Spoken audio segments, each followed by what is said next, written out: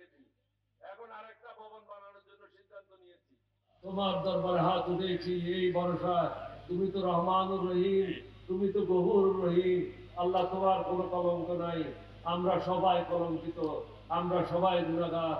আল্লাহ, তুমি নিষ্পাপ, তোমার কোনো পিতা নাই, তোমার কোনো সন্তান নাই, তোমার কোনো আকার নাই, তুমি হলা সর্বকিছুর মালিক।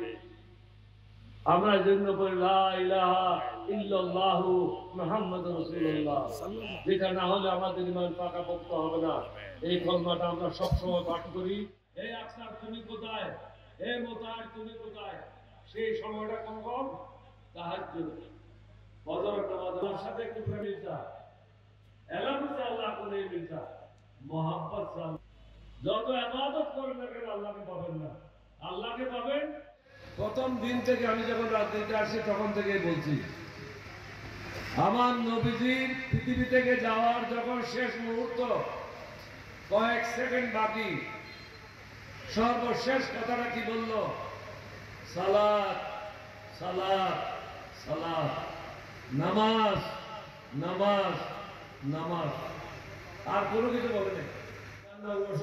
যারা বেরিয়ে আসবে তাদেরকে আমরা মূল ধরে সসম্মানে একটা জায়গায় দায়িত্ব দেব।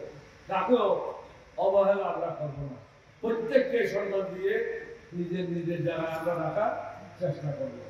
কিন্তু সিদ্ধান্তটা তোমাদেরকে নিতে হবে, যারা নেতৃত্বে আছে। তুমি তো যুবদল বলো, আমি বলবো তোমার বিদ্যুৎ দল। তোমার বিদ্যুৎ দল সবাই যখন অনেকে হাত তুলে বললো তোমাকে আরো কিছুতে রাখার জন্য, আমার কোনো আপত্তি নেই। এখন বাকিদেরকে সিদ্ধান্ত নিতে হবে, সাধারণ সম্পাদক, সহসভাপতি, তাদেরকে সিদ্ধান্ত নিতে হবে তারা থাকবে কিনা।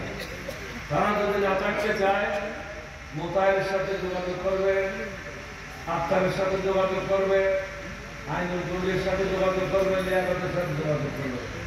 কারণ আমরা এখন এই কমিটিগুলি করি নাই। আপনারা নিশ্চয়ই দেখেছেন, আমি বলেছিলাম সসম্মানে আপনি দেশ ত্যাগ করেন বা পার্টির দায়িত্ব ছেড়ে দেন, ক্ষমতা হস্তান্তর করেন। আপনারা শুনেন নাই? এটাও বলেছি এমন সময় আসবে কাপড় চোপড় নিয়ে যেতে পারবেন না। এখন কি হলো?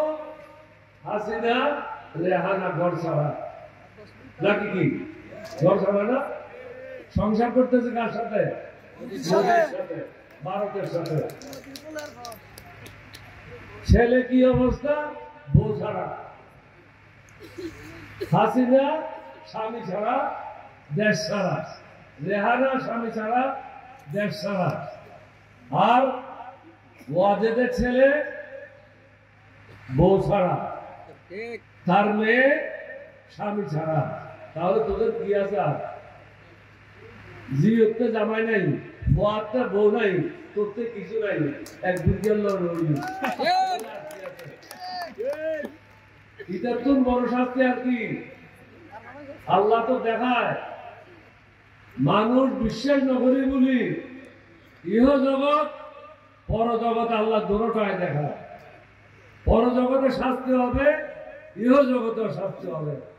আপনারা যদি চোখ খোলা রেখে প্রত্যেকের সংসারে দেখেন কিছু না কিছু অশান্তি লেগে আছে, কিন্তু যারা আল্লাহর রাস্তায় আছে তাদের কোনো অশান্তি নাই। আলহামদুলিল্লাহ।